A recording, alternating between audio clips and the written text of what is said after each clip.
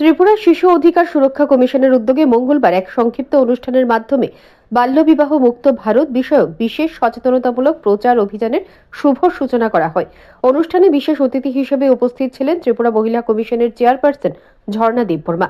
এছাড়াও উপস্থিত ছিলেন ত্রিপুরা শিশু অধিকার সুরক্ষা কমিশনের চেয়ারম্যান জয়ন্তী দেববর্মা সহ কমিশনের অন্যান্য সদস্য ও আধিকারিকরা।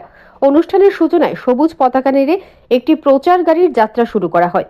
কমিশনের পক্ষ থেকে জানানো হয়েছে, এই প্রচার গাড়িটি পশ্চিম জেলার বিভিন্ন এলাকায় পরিভ্রমণ করে বাল্যবিবাহের ক্ষতিকর দিক, আইনগত বিষয় এবং সামাজিক প্রভাব সম্পর্কে সাধারণ মানুষকে সচেতন করবে।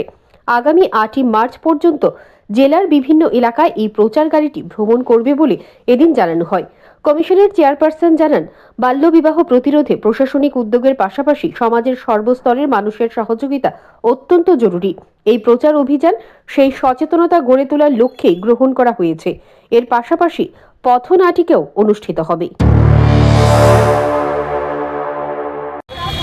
আজকে আমরা সারা ভারতবর্ষব্যাপী 27 নভেম্বর থেকে আগামী 8ই মার্চ আন্তর্জাতিক নারী দিবস 2026 পর্যন্ত সারা ভারতব্যাপী, সেই সঙ্গে আমাদের ত্রিপুরা রাজ্যেও বাল্যবিবাহকে মুক্ত করার জন্য প্রচার অভিযান চলছে। সেই উপলক্ষে আজকে আমাদের কমিশনের তরফ থেকে এই প্রচার অভিযানের জন্য আমাদের এই ওয়েস্ট ডিস্ট্রিক্টের বিভিন্ন জেলাতে, বিভিন্ন ব্লকে, গ্রাম পঞ্চায়েত লেভেলে, বিভিন্ন হাট বাজারে এই প্রচার অভিযানের জন্য, বাল্যবিবাহকে মুক্ত করার জন্য প্রচারের জন্য গাড়ির মাধ্যমে আজকে থেকে শুরু হচ্ছে এবং আগামী 23শে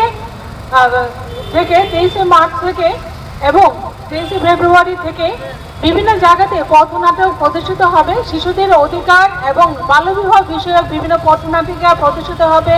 সেটা বিভিন্ন টি গার্ডেন, ঈদ বাটাগুলোতে, বিশেষ করে যেখানে জনসমাগম হবে সেখানেই বিভিন্ন পথনাটিকার মাধ্যমে প্রদর্শিত হবে বাল্যবিবাহ থেকে কিভাবে মুক্ত করা যায় আমাদের ত্রিপুরা রাজ্য থেকে।